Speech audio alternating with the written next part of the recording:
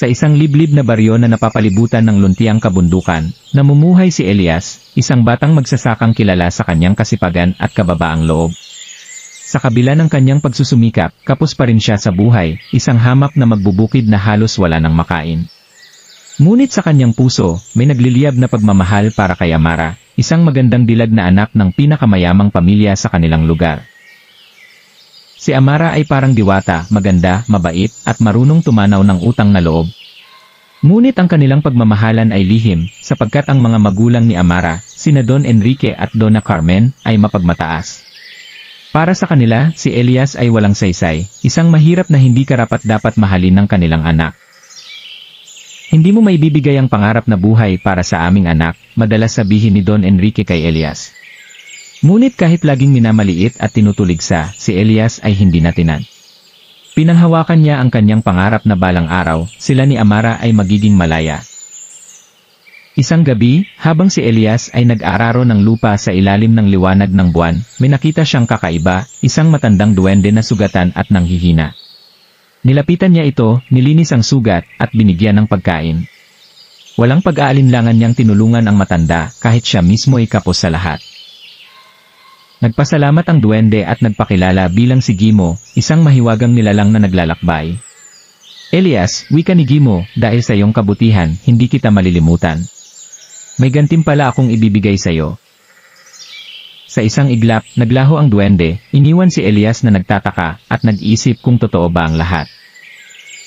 Kinabukasan, paggising ni Elias, nagimbal siya sa kanyang nakita. Ang kanyang dating maralitang kubo ay naging isang malaki at matibay na bahay. Ang kanyang lupang tuyot ay naging luntiang bukirin na may saganang ani. Ang mga hayop sa kanyang bakuran ay dumami, may mga baka, kalabaw, at manok na parang biglaang lumitaw. Maging ang mga utang ng kanyang mga kapitbahay sa kanya, ay biglang nagbayad ng kusa. Parang isang himala ang nangyari, at mabilis na kumalat ang balita sa buong baryo. Maging ang pamilya ni Amara ay hindi makapaniwala. Sa kanyang bagong katayuan, muling nagtungo si Elias sa mansyon ni Don Enrique upang formal na hingin ang kamay ni Amara. Suot ang pinakamagandang barong, sakay ng karwaheng hila ng puting kabayo, buong galang siyang lumapit.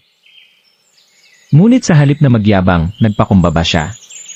Hindi ako nagbago, Don Enrique at Donna Carmen. Ako pa rin si Elias, ang magsasakang nagmamahal kay Amara. Ang tanging pagkakaiba, ngayon ay may kakayahan na akong ibahagi ang biyayang ipinagkaloob sa akin para makatulong sa iba. Bagamat nag-aatubili, nakita ni Don Enrique ang kabutihang loob ni Elias, at unti-unti itong lumambot. Si Donna Carmen, bagamat may alinlangan pa rin, ay napahanga sa kabutihan ng binata. Hindi nakalimot si Elias sa kanyang pinagmulan. Sa halip na maging sakim sa kayamanan, itinayo niya ang isang palengke para sa mga magsasaka, gumawa ng mga irigasyon upang mas mapadali ang pagtatanim, at nagtayo ng paaralan para sa mga batang gustong matuto. Marami ang nagpasalamat kay Elias, ang dating inaalipusta, ngayoy iginagalang na lider ng kanilang baryo. Ngunit para sa kanya, ang lahat ng iyon ay biyayang kailangang ibahagi. Ang kayamanang ito ay hindi akin lamang, wika ni Elias. Ito'y para sa lahat ng nangangailangan. Dumating ang araw ng pinakahihintay, ang kasal nina Elias at Amara. Buong baryo ang dumalo sa kasiyahan, mula sa mga magsasaka hanggang sa mayayaman, lahat ay nagdiwang. Sa gitna ng seremonya, dumating si Gimo, ang duwende na nakangiti sa kanila. Elias, huwag mong kakalimutan, ang tunay na kayamanan ay ang kabutihang loob, wika niya bago tuluyang naglaho. Nagpatuloy si Elias at Amara sa kanilang buhay, puno ng pagmamahalan at pagtulong sa kapwa. Naging inspirasyon sila sa lahat, at ang kanilang kwento ay patuloy na ikinukwento sa bawat henerasyon. Akala ni Elias at Amara ay magiging tahimik at masaya na ang kanilang buhay. Ngunit hindi naglaon, nagsimulang mainggit ang ibang mayayaman sa kanilang lugar. May mga nagsabing ang kayamanan ni Elias ay galing daw sa masamang salamangka. Isa sa mga ito ay si Don Marcelo, isang mayamang kalaban ng pamilya ni Don Enrique. Hindi patas ang biglang pagyaman ng isang hamak na magsasaka, sigaw ni Don Marcelo sa harap ng maraming tao. Hindi yan totoo. May kababalaghan sa likod niyan. Ang mga alingasngas ay unti-unting nagdulot ng pag-aalinlangan sa mga taong dating humahanga kay Elias. May mga nagsimulang lumayo at magtanong, totoo nga bang may kababalaghan sa likod ng lahat ng ito? Dahil sa mga paratang, nagpatawag si Elias ng isang pagtitipon sa gitna ng plaza. Doon, harap-harapang hinarap niya ang mga taong nagdududa. Wala akong tinatagong lihim, buong tapang niyang sinabi. Ang biyayang ito ay bunga ng kabutihang loob. Ngunit kung sa tingin niyo'y ako'y may ginagawang masama, handa akong ipakita sa inyo ang totoo. Doon ay lumitaw si Gimo, ang duwende, sa gitna ng maraming tao. Mahiwagang sumiklab ang liwanag at nakita siya ng lahat. Ako si Gimo, sabi niya, at si Elias ay pinarangalan dahil sa kanyang kabutihang loob. Ang biyayang ito ay hindi sumpa kundi gantimpala. Huwag ninyong husgahan ang taong tumutulong. Namangha ang lahat. Ang mga dating nagdududa ay yumuko, humingi ng tawad kay Elias, at nangakong susuporta sa kanyang mga adhikain. Matapos ang sigalot, mas lalo pang nagsikap si Elias na mapalago ang kanilang komunidad.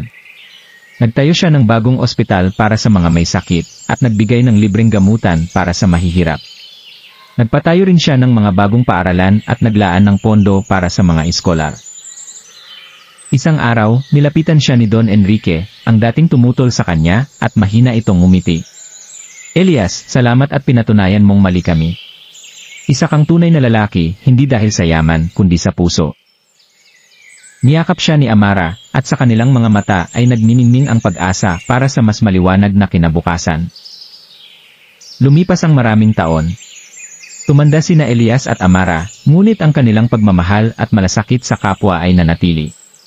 Ang mga anak nila ay lumaki ring mapagkumbaba at matulungin, itinutuloy ang adhikain ng kanilang mga magulang. Sa buong baryo, itinuro sa mga bata ang kwento ni Elias, ang magsasakang hindi nagbago kahit umangat ang buhay. Tinuruan sila na ang tunay na kayamanan ay hindi nasusukat sa ginto o palasyo, kundi sa kabutihang loob at pag-ibig na walang hinihintay na kapalit. Maging si Gimo, ang duwende, ay bumalik paminsan-minsan upang alalahanin si Elias at Amara. Sa kanilang bawat pagkikita, sinasabi niya, tandaan nyo, ang bawat kabutihang ginawa mo ay parang binhing itinanim, magbubunga at magbubunga sa puso ng marami. Lumipas ang mga taon, si Elias at Amara ay nagkaroon ng 3 anak, sina Andres, Lucia, at Mateo. Iba-iba ang kanilang mga personalidad, si Andres ay matapang at determinado, si Lucia ay maawain at masigasig, at si Mateo ay mahinhin at matalino. Tinuruan sila ni Elias at Amara na laging tumanaw ng utang na loob at huwag kalilimutan ang kanilang pinagmulan. Ngunit habang lumalaki sila, unti-unti silang nakakaranas ng hamon ng mundo. Nariyan ang tukso ng kayamanan, ang panghihikayat ng ibang mayayamang pamilya na sumama sa kanila upang mangibabaw sa iba, at ang hamon ng pag-ibig, lalo na kay Andres, na naakit sa isang magandang dilag na anak ni Don Marcelo, ang dating kaaway ng kanilang ama. Habang lumalago ang kabuhayan ni Elias at ang mga programa niya para sa mga mahihirap, muli na namang bumalik ang inggit at paninira ng ilang mayayamang pamilya. Si Don Marcelo, bagamat nabigo noon, ay muling nagplano upang ipabagsak ang pangalan ni Elias at sirain ang kanyang pamilya. Gumamit siya ng paninira sa pamilihan, binili ang mga produkto ng ibang magsasaka sa mas mataas na halaga upang iwan si Elias. Pinilit niyang palakihin ang utang ng mga taong dati tinutulungan ni Elias, at inakit ang mga anak nito na sumali sa kanilang negosyo.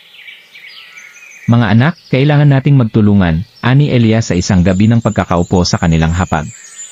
Ang tunay na tagumpay ay hindi lang sa pera, kundi sa kabutihang ginagawa natin. Ngunit si Andres, na puno ng ambisyon, ay nagtanong, paano kung mas mabilis ang pag-unlad kung makikipag-alyansa tayo sa mayayamang tulad ni Don Marcelo? Muling sumiklab ang pagtatalo sa pamilya. Dahil sa kanyang kagustuhang patunayan ang sarili, tinanggap ni Andres ang alok ni Don Marcelo na magtrabaho sa kanilang kumpanya.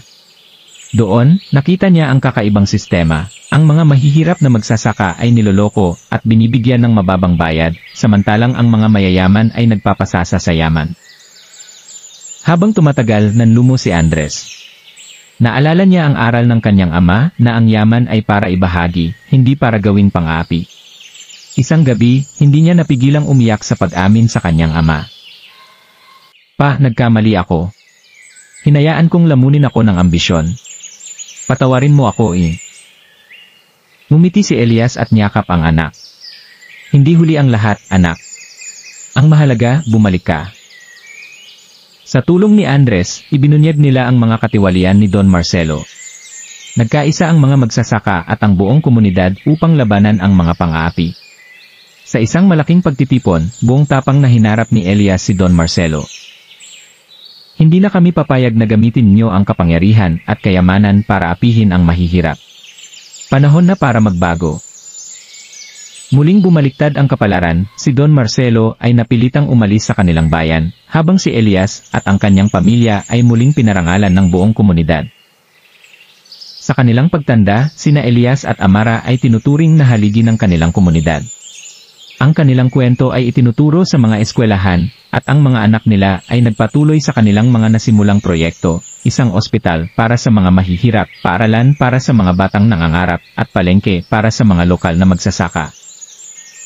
Tuwing gabi, sa ilalim ng mga bituin, madalas umupo sina Elias at Amara sa kanilang balkonahe. Magkahawak ang kamay, pinagmamasdan ang masaganang baryo. Sa tabi nila, naroon si Gimo, ang duwende, na tahimik na nakangiti, tila proud sa naging bunga ng kabutihan. Amara, bulong ni Elias, hindi man tayo ipinanganak na mayaman, mas masaya akong natutunan nating magmahal at magbahagi. Ngumiti si Amara at sumagot, dahil ang tunay na yaman ay ang kabutihang naiwan mo sa mundo. At doon nagwawakas ang kwento ng magsasakang si Elias, ang inaping umangat, ang maginoong hindi nagbago, at ang pamilyang naging ilaw sa kanilang komunidad, isang kwento ng pag-ibig, kabutihan, at pag-asa.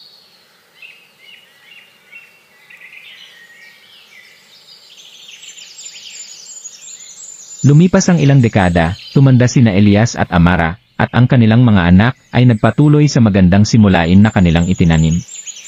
Si Andres ay naging pinuno ng mga magsasaka at tagapagtanggol ng karapatan ng mga manggagawa. Si Lucia ay naging guro sa baryo at nagtayo ng mga programang pang-edukasyon, at si Mateo ay naging isang doktor na nagsilbi sa mga mahihirap. Ngunit sa pag-usbong ng bagong panahon, dumarami rin ang bagong hamon, nagkaroon ng mga bagong negosyanteng dayo na gustong bilhin ang mga lupain ng mga magsasaka para tayuan ng mga pabrika at kalsada. Isa sa kanila ay si Don Rafael Villamor, isang makapangyarihang negosyante na nagmula sa syudad.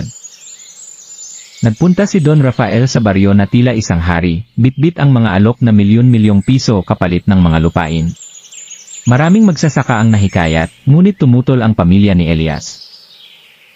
Hindi namin ipagpapalit ang lupaing ito na pinagyaman ng pawis at dugo ng aming mga ninuno, ani Andres. Ngunit hindi nagpasindak si Don Rafael. Gumamit siya ng pananakot, may mga magsasakang bigla na lang nawawala, may mga bahay na sinunog, at mga ani na sinira. Unti-unting lumaganap ang takot sa baryo. Sa gitna ng pangamba, muling nagkaisa ang komunidad sa pangunguna nina Andres, Lucia, at Mateo. Nagsagawa sila ng malaking pagtitipon sa gitna ng baryo. Sa gitna ng dilim at pangamba, lumapit si Andres sa mga tao. Hindi tayo magpapadala sa takot. Ang lupang ito ay hindi lang para sa atin, ito ay para sa susunod pang henerasyon. Kung ibebenta natin ito, saan pupunta ang ating mga anak? Saan sila magtatanim? Saan sila lalago? Sumigaw si Lucia, ang lupa ay buhay, at buhay natin ito. Hindi pera ang magpapasaya sa atin, kundi ang pagkakaisa at ang pagmamahal sa ating pamayanan. Nang gabing iyon, nanindigan sila at binuo ang samahan ng magsasaka at mamamayan, isang kilusan upang protektahan ang lupaing minana mula pa kay Elias.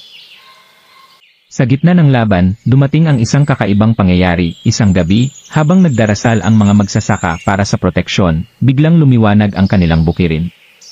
Mula sa gitna ng palayan, lumitaw si Gimo, ang duwende, na tila matagal nang nawala. Elias ay wala na, ngunit ang kanyang kabutihan ay nananatili. Ang lupaing ito ay protektado ng kanyang diwa at ng kabutihan niyong lahat. Panatilihin niyo ang inyong paninindigan dahil kung kayo'y magkakaisa, walang makakatalo sa inyo. Laking gulat ng mga tao, ang dating tuyot na lupa ay muling naging luntian, at ang mga pananim ay namulaklak ng sabay-sabay, masagana at malulusog. Sa huli, natalo ang mga dayuhang negosyante. Umalis si Don Rafael, at bumalik ang katahimikan at kasaganahan sa baryo. Muling binuhay ng komunidad ang mga programa ni Elias, mga libreng paaralan, irigasyon para sa mga magsasaka, at kooperatiba para sa patas na bentahan ng ani. Bago tuluyang pumanaw si Elias sa kanyang mahimbing na pagtulog, iniwan niya ang isang liham para sa kanyang pamilya. Ang kabutihan ay parang binhing itinanim, hindi mo agad makikita ang bunga, pero balang araw, mamumunga ito. Ang kayamanan ay lumilipas, ngunit ang kabutihang loob ay mananatili. Ituloy ninyo ang laban, kahit gaano kahirap, at ipasa ninyo ang apoy sa susunod na henerasyon. Matapos ang kanyang pagpanaw, nadiskubre ni na Andres at ng mga apo ni Elias ang isang lumang bowl na nakatago sa ilalim ng kanilang kubo.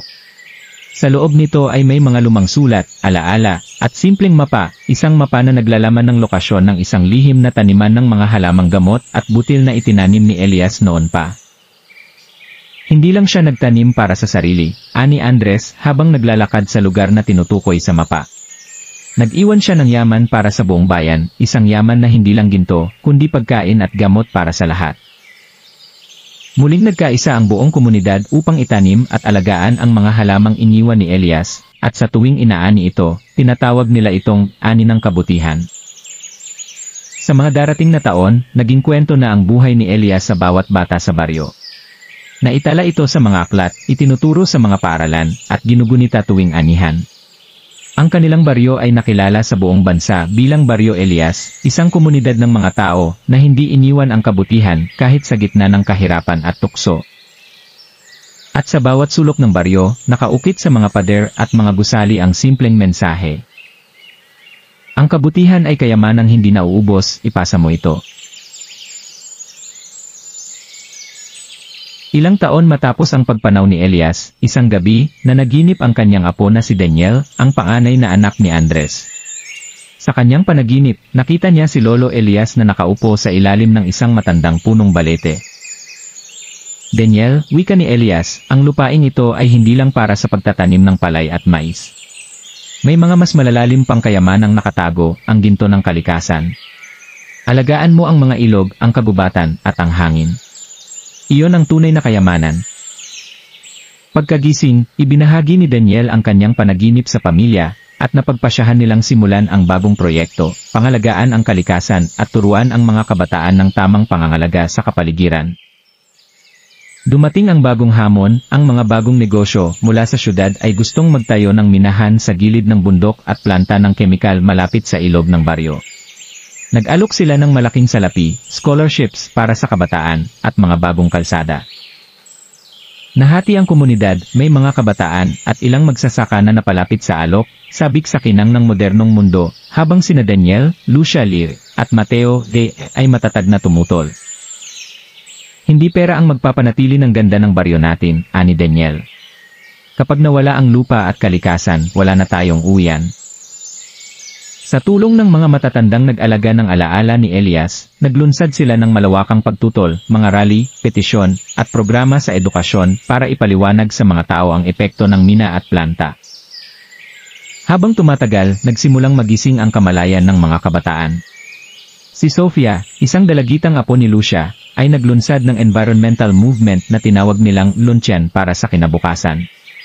Naging inspirasyon si Sofia sa mga kabataan, nagturo siya ng organic farming, tree planting, at ang kahalagahan ng pagtutulungan. Kasama si Daniel, sinimulan nila ang luntiang paaralan, kung saan nagtuturo sila ng mga modernong paraan ng pagtatanim na hindi nakakasira sa kalikasan. Dito, muling naalala ng lahat ang aral ni Elias. Ang tunay na kayamanan ay ang lupaing minamahal at binubuhay para sa kapakanan ng lahat. Muling bumalik si Don Rafael, ngayon bilang leader ng malaking korporasyon. Nagdala siya ng mga bagong proyekto, isang malaking mall at subdivision para sa mga mayayaman. Nangako siya ng trabaho at modernong pasilidad, ngunit kapalit nito ay ang pagdemolis ng ilang lumang bahay at taniman. Ngunit nagkaisa ang komunidad. Pinangunahan ni Daniel at Sofia ang lakbay para sa lupa, isang martsa ng libu-libong tao mula sa baryo hanggang Kapitolyo, bit-bit ang larawan ni Elias, bandila ng kanilang baryo, at mga placard na nagsasabing, "Lupa para sa tao, hindi para sa ilan." Nagkaroon ng malaking balitaan sa radyo at telebisyon. Sa huli, napilitang umatras si Don Rafael. Ang baryo ni Elias ay muling nanatiling payapa at buo. Dahil sa kanilang paninindigan, ang baryo ay nakilala sa buong bansa bilang isang modelo ng sustainable living at pagmamalasakit sa kalikasan. Muling sumibol ang ani, hindi lamang palay at mais, kundi mga bagong produktong organiko, mga halamang gamot at prutas. Maging ang mga dating naakit ng tukso ay bumalik, humingi ng tawad, at naging bahagi ng pagbabago. Sama-sama nilang ipinagdiwang ang isang malaking pistang bayan, kung saan ang tema ay pamana ni Elias, kabutihan, kalikasan, at pag-ibig. Muli, sa gabi ng pista, may isang batang lalaki na nagtanong kay Daniel habang sila'y nakaupo sa lilim ng punong balete. Tito Daniel, totoo po ba ang kwento ni Lolo Elias at ng duwende? Napangiti si Daniel at tumingin sa kalangitan. Totoo, anak. Hindi lang sila kwento. Sila'y aral na dapat tandaan. Sa bawat punla na itinatanim mo, sa bawat mabuting gawa mo, nariyan si Lolo Elias.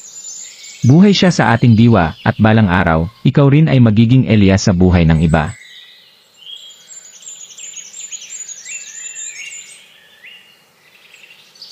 Isang bagong pagsubok ang dumating sa baryo, isang matinding sakit ang kumalat, hindi lamang sa kanilang bayan, kundi sa buong bansa, at maging sa ibang bansa. Ito'y tinawag nilang isakit ng lupa, isang kakaibang karamdaman na tila galing sa mismong lupa at kalikasan. Maraming taniman ang natuyot, at mga hayop ay nanghina. Ang mga tao'y nagkasakit, may lagnat, ubo, at panghihina ng katawan.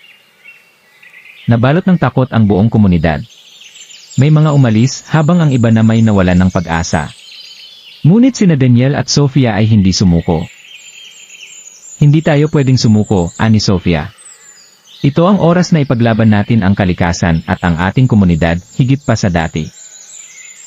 Habang naglilinis ng lumang kubo, natagpuan ni Daniel ang isang lumang aklat na tila isinulat ni Elias noon, nakaipit dito ang ilang tuyong dahon at buto, kasama ang isang liham. Sa panahong magdidilim ang mundo, alalahanin niyo ang lihim ng kalikasan. Sa bawat tanim na alagaan mo ng may pagmamahal, may lunas na lalabas. Ang lupa, hangin, at tubig ay buhay, at sila rin ang susi sa paggaling. Nalaman nila na ang mga buto at halamang nakatago sa aklat ay mga sinaunang halamang gamot na kayang labanan ang lason sa lupa at mga karamdaman. Muling nagkaisa ang baryo. Sa tulong ng mga natagpuang halaman, nagtanim sila ng mga halamang gamot, lagundi, sambong, tawa-tawa, at mga kakaibang halamang minsang itinuro ni Elias. Gumawa sila ng mga herbal tea at natural na gamot na siyang nagpagaling sa maraming tao sa baryo. Naging inspirasyon ang baryo ni Elias sa buong bansa. Napabalita sa mga radyo at telebisyon ang kanilang mga ginawa, at maraming ibang bayan ang humingi ng tulong at payo sa kanila. Tinawag silang Bayan ng Pag-asa. Dahil sa kanilang tagumpay, inimbitahan si Sofia at Daniel sa isang pandaigdigang kumperensya para pag-usapan ang pangangalaga sa kalikasan at ang pagpapalaganap ng tradisyonal na kaalaman. Doon, napagtanto nilang mas malaki pa ang kanilang laban, hindi lang ito laban para sa baryo, kundi laban para sa mundo. Nagplano sila na magtatag ng paaralan ng likaskayang pamumuhay, isang sentro kung saan tuturuan ang mga tao sa buong bansa kung paano magtanim, gumamit ng halamang gamot, at pangalagaan ang kalikasan. Ipinangalan nila ito kay Elias, pamana ni Elias, sentro ng likaskayang pamumuhay. Habang abala sa paghahanda, isang matandang lalaki mula sa kabilang bayan ang dumating, dala ang isang lumang sobre. Ibinigay ito kay Daniel, at nang buksan niya, nabasa niya ang mga huling salita ni Elias na tila isinulat bago siya pumanaw. Kung sino man ang makakabasa nito, alalahanin mo, ang kayamanang minana mo ay hindi lang lupa at halaman, kundi ang kabutihan, sipag, at pagmamalasakit. Huwag hayaang mawala ito. Ibahagi mo, ituro mo, at palaganapin mo sa buong mundo. Maging ilaw ka sa dilim, at magiging ilaw ka rin para sa mga susunod na henerasyon. Napaluha si Daniel at Sofia. At sa gabi ng kapistahan, habang nagtitipon ang lahat sa gitna ng baryo, sinabi ni Daniel sa kanyang mga kababayan, "Hindi matatapos dito ang kwento natin. Ang kwento ni Elias ay kwento nating lahat. At habang tayo ay nagtutulungan, ang kabutihan ay magpapatuloy hanggang sa dulo ng panahon." Lumipas ang mga taon, at ang baryo ay lalo pang yumabong. Ang mga dating taniman ay naging makukulay na hardin ng iba't ibang pananim, palay, mais, gulay, prutas, at halamang gamot. Ang mga kabataan ay natutong magmahal sa kalikasan, at bawat isa ay naging tagapag-alaga ng lupa at ng buhay. Ang sipamana ni Elias, na sentro ng likaskayang pamumuhay ay dumayo na ang mga bisita, hindi lamang mula sa ibang bayan, kundi pati mula sa iba't ibang bansa. Nagpapalitan sila ng kaalaman, nagtutulungan, at sama-samang nagtataguyod ng isang mundo na may pagkalinga sa kalikasan. Sa gitna ng baryo, itinayo ang isang bantayog para kay Elias, isang simpleng rebulto niya na may hawak na punla, nakatingin sa langit, at nakangiti. Sa paanan ng rebulto, nakaukit ang mga salitang kanyang iniwan. Ang kabutihan ay parang punla, itanim mo ngayon, aani ang mundo bukas. Isang araw, habang nagtatapos ang pista ng ani, nagtipon ang buong komunidad sa lilim ng matandang punong balete. Si Daniel, na ngayoy matanda na rin, ay tumingin sa mga kabataan at nagwika. Tandaan ninyo, ang tunay na yaman ay hindi lang ginto o pera, kundi ang kabutihang ipinapasa sa iba. Kung kayo'y magiging ilaw sa dilim, lalawak ang liwanag hanggang sa dulo ng mundo. Sa huli, habang papalubog ang araw, nakita ng lahat ang isang malawak na tanawin ng mga bukirin, mga punong namumunga, at mga batang nagtatawanan habang naglalaro. Sa kanilang mga mata, buhay pa rin si Elias, hindi sa anyo, kundi sa diwa, sa bawat halakhak, sa bawat ani, at sa bawat punlang itinatanim para sa kinabukasan. At sa gabing iyon, habang sumasayaw ang mga bituin sa langit, ang hangin ay nagdala ng mga salitang tila bulong ng kalikasan. Ang kabutihan ay walang hanggan basta't may pusong nagmamahal.